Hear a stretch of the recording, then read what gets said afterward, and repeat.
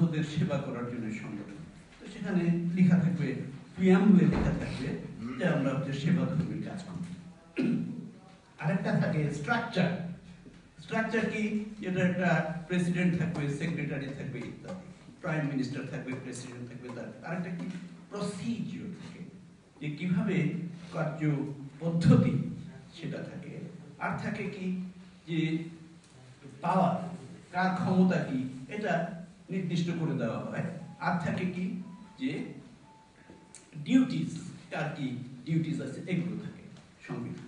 তাহলে মৌল যে নীতিটা প্রিয়াম্বল, সেটা আমাদের দেশে 1972 সালে যখন কনস্টিটিউশন করা হয়েছিল 35-36 জন ছিলেন এই কনস্টিটিউশন কমিটিতে, এবং ডক্টর কামাল হোসেন উনি ছিলেন প্রধান ব্যক্তি সেখানে। তিনি এই সংবিধানটা রচনা করেছিলেন, মানে তার তত্ত্বাবধানে এটা হয়েছিল 72 সালে। তখন যে কনস্টিটিউশন নেওয়া হয়েছিল ভালো কথা। এই কনস্টিটিউশন যে চিরকাল একই থাকবে নট নেসেসারিলি। আরেকটা সরকার এসে তারা আবার 2/3 মেজরিটি করে পুরো জিনিসটাকে পাল্টে দিতে পারে। এখন কথা হলো যে এটাকে এত মানে ইংরেজিতে যেটা বলে স্যাক্রোসেন্ট বা পবিত্র কিছু, সেরকম কিছু না। আমাদের কাজ চলার জন্য আমরা একটা নিয়ম করলাম, দ্যাট ইজ সংবিধান।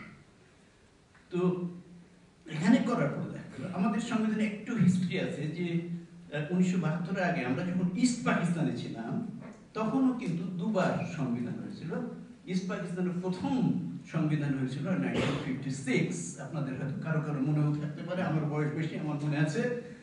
আপনারা যারা ইয়াং তাদের মনে থাকার কথা, হয়তো কারো যে পড়েছেন, বইটা পড়েছেন। পাকিস্তান ইস্ট পাকিস্তানের সময় তখন পাকিস্তানের কনস্টিটিউশন করা হয়েছিল। চৌধুরী মোহাম্মদ আলী উনি চতুর্থ প্রধানমন্ত্রী ছিলেন।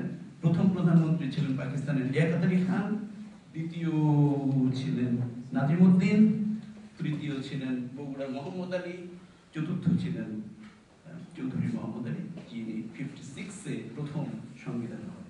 আপনারা হয়তো মনে করতে পারেন যে তাহলে সংবিধান হলো 56 সালে, তো 1947 সালে পাকিস্তান হলো, তখন তো এতদিন চললো কি দিয়ে?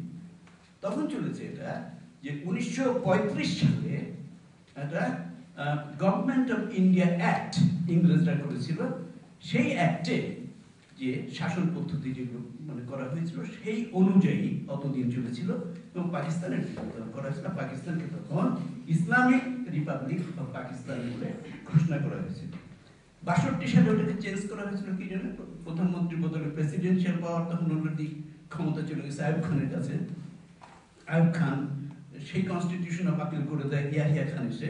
তারপর 1973 সালে পাকিস্তানে তাদের একটা সংবিধান হয়, তখন ভুট্টো প্রধানমন্ত্রী। তখন সেই সংবিধানে আছে, তারপর সংশোধনী হয়েছে আরো অনেক, ওটা 18 সংশোধনী করে হয়েছে।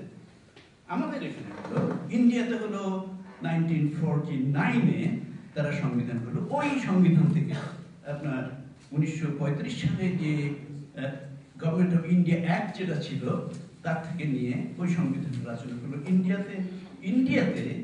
ওই সংবিধানের মধ্যে মৌলিক 4 নীতি নিল। একটা হচ্ছে সভারেন্টি, সার্বভৌমত্ব, একটা হচ্ছে গণতন্ত্র, একটা হচ্ছে সমাজতন্ত্র, আর একটা হলো ধর্মনিরপেক্ষতা। আমাদের সংবিধানের সঙ্গে মিল দেখেছেন 3টি জিনিস।